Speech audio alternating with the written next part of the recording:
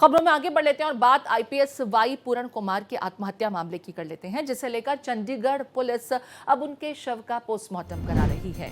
Y Puran Kumar के शव का पोस्टमार्टम कराया जा रहा है। परिवार की सहमति के बिना पुलिस इस मामले में पोस्टमार्टम करा रही है। देखिए, वाई पूरण कुमार की पत्नी ने बाकायदा एक शिकायत दी और ये कहा था कि जब तक इंसाफ नहीं मिलेगा तब तक पोस्टमार्टम भी नहीं कराया जाएगा। दोषियों के विरुद्ध कार्रवाई होनी चाहिए। शिकायत भी दर्ज कराई गई। कई आला अधिकारियों के नाम भी उस एफआईआर में दर्ज किए गए, जिन्हें उनके 8 पन्नों के सुसाइड नोट में आरोपित किया गया था, बतौर आरोपी बताया गया था। लेकिन अब जो जानकारी मिल रही है, चंडीगढ़ पुलिस बिना परिवार की सहमति के ही इनके शव का पोस्टमार्टम करा रही है।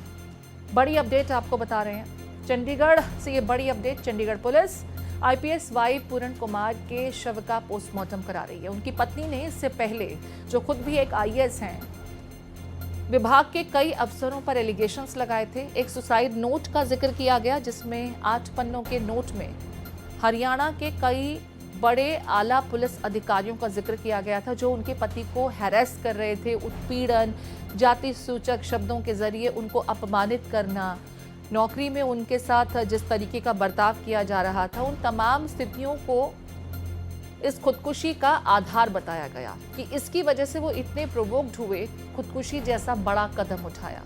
और पत्नी ने पोस्टमार्टम कराने से इनकार कर दिया था। ये कहा कि पहले कार्रवाई होनी चाहिए, उससे पहले वो पोस्टमार्टम के लिए तैयार नहीं है। लेकिन अब जो बड़ी अपडेट आ रही है वो यही कि वाई पूरण कुमार के शव का पोस्टमार्टम चंडीगढ़ पुलिस करा रही है। परिवार की सहमति के बिना ये पोस्टमार्टम कराया जा रहा है।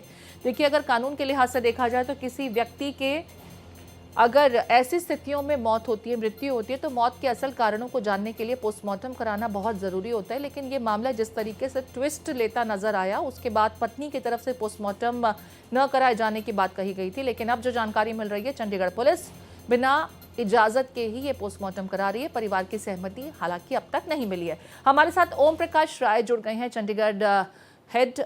ओम प्रकाश, यहाँ पर जिस तरीके से ये पूरा का पूरा मामला सामने आया है, खुद हरियाणा के कई बड़े पुलिस अफसरान जो हैं वो आरोपित बनाए गए हैं। एफआईआर में उनका नाम जो है वो जिक्र किया गया है। अब चंडीगढ़ पुलिस बिना परिवार की सहमति के पोस्टमार्टम करा रही है। परिवार की तरफ से कोई प्रतिक्रिया और क्या कुछ कहना है पोस्टमार्टम कराने वाले अधिकारियों का इस संदर्भ में?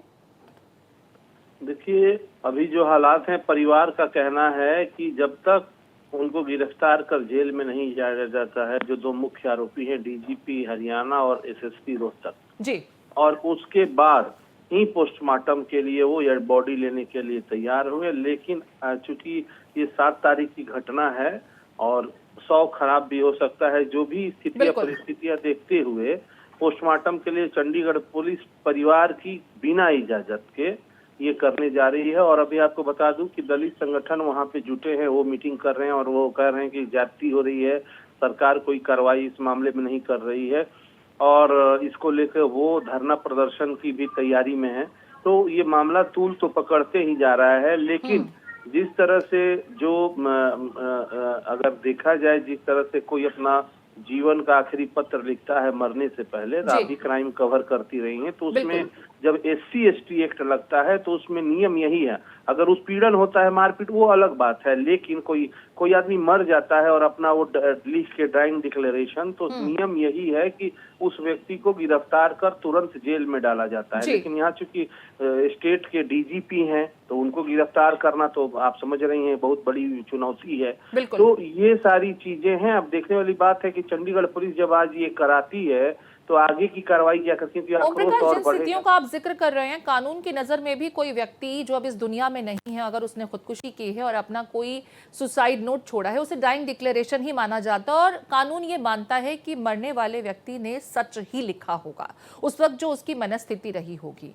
ठीक है, यहाँ पर क्योंकि बड़े आला अधिकारियों का जिक्र किया गया है, लेकिन क्या इस समय जब इस पूरे मामले को लेकर एक SIT का गठन किया गया और जो व्यक्ति विभाग में बड़े ओहदे पर है, वो उस पूरी जांच को प्रभावित नहीं करेगा क्या?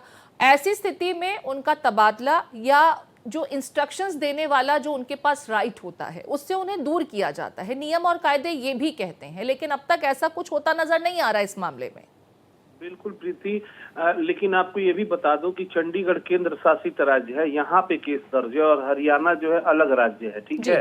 ये अलग बात है कि हरियाणा पंजाब की राजधानी है चंडीगढ़, लेकिन चंडीगढ़ पुलिस जांच करे, ना कि हरियाणा पुलिस जांच कर रही है। अब सरकार को, चूंकि मुख्यमंत्री परसों खुद उनके आवास पे गए थे, हम भी वहां मौजूद थे, 1 घंटे बैठे भी, और उन्होंने उनको भी पत्र लिखा है सीएम को, और कहा कि इसका ये कार्रवाई की जाए। क्योंकि उसमें देखिए 12 आईपीएस अधिकारी और 3 आईएएस अधिकारियों का नाम उस डिक्लेरेशन में जिक्र है।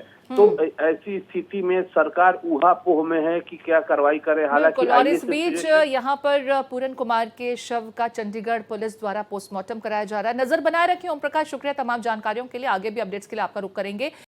हरियाणा आईपीएस सोसाइटी केस से जुड़ी हुई एक और बड़ी खबर आपको बता दें, वाई पूरन कुमार के घर पर कांग्रेस का प्रतिनिधि मंडल पहुंचा है। दीपेंद्र सिंह हुड्डा समेत कई नेता आईपीएस के घर पहुंचे हैं। पीड़ित परिजनों से मुलाकात करने के लिए कांग्रेस नेता पहुंचे हैं। तो देखिए, दीपेंद्र हुड्डा यहां पर पहुंचे हुए हैं परिवार से मुलाकात करने के लिए। कांग्रेस का प्रतिनिधि मंडल पहुंचा है। यह पूरा मामला जिस तरीके से तूल पकड़ता जा रहा है, खुद पुलिस महकमे के आला अधिकारी यहां आरोपों के घेरे में हैं। ऐसे में चंडीगढ़ से इस वक्त देखिए एक बड़ी अपडेट आपको बता रहे हैं। वाई पूरन कुमार के घर पर कांग्रेस प्रतिनिधि मंडल पहुंचा है। दीपेंद्र हुड्डा की अगुवाई में कांग्रेस का प्रतिनिधि मंडल